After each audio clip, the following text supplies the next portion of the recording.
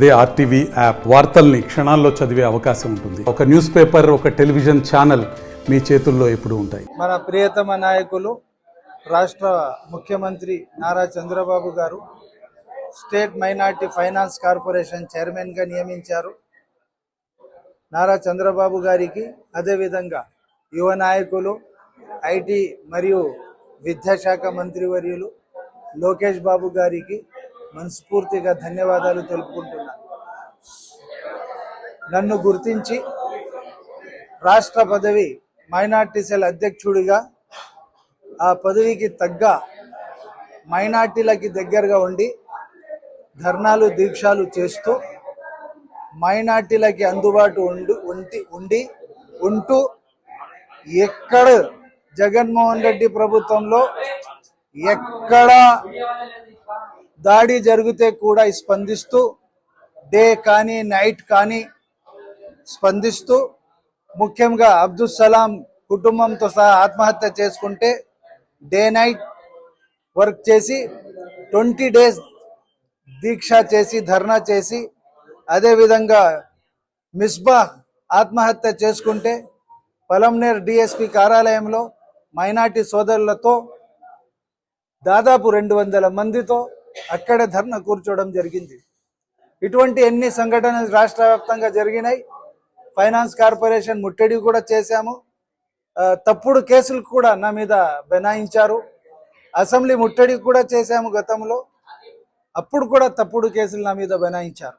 అయితే కూడా లాస్ అవుతూ కూడా మన మిత్రులకి మీడియా మిత్రులకి ముఖ్యంగా తెలుసు, మదరసాకు కూడా వైసీపీ హయాంలో లాక్ చేయించారు.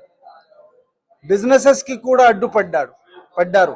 అయితే కూడా నిలబడి పార్టీ కోసం, రాష్ట్ర ప్రజల కోసం, రాష్ట్ర భవిష్యత్తు కోసం, నారా చంద్రబాబు కోసం, లోకేష్ బాబు కోసం అహర్నిశలు కృషి చేశాను. బెదరకుండా అరాచకాలు ఇన్ని కావు, బయటికి రావాలంటే భయపడ్డారు పెద్ద నాయకులు కొంతమంది జగన్మోహన్ రెడ్డి దెబ్బకి.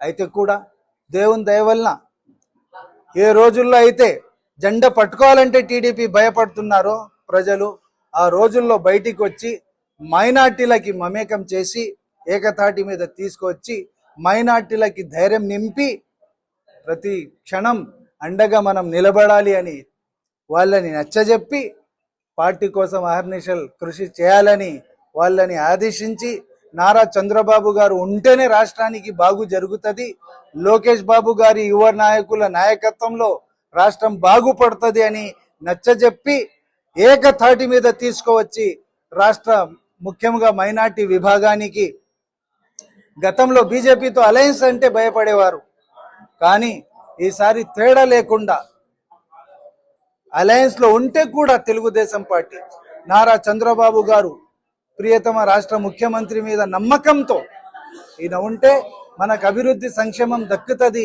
అని నమ్మకంతో ముస్లిం రాష్ట్రంలో ఉన్న ముస్లింలు జయ పలికారు టీడీపీకి. ప్రతి వర్గం రాష్ట్ర ప్రజలందరూ జయ కొట్టారు. అందుకే రాష్ట్రంలో పెద్ద స్థాయిలో మన గెలుపు సాధించడం జరిగింది. మరిన్ని వీడియోస్ కోసం ఛానల్ ని సబ్స్క్రైబ్ చేయండి. లేటెస్ట్ అప్డేట్స్ కోసం వాట్సాప్ ఛానల్ ని ఫాలో అవ్వండి. ఆ లింక్ డిస్క్రిప్షన్ లో ఉంది.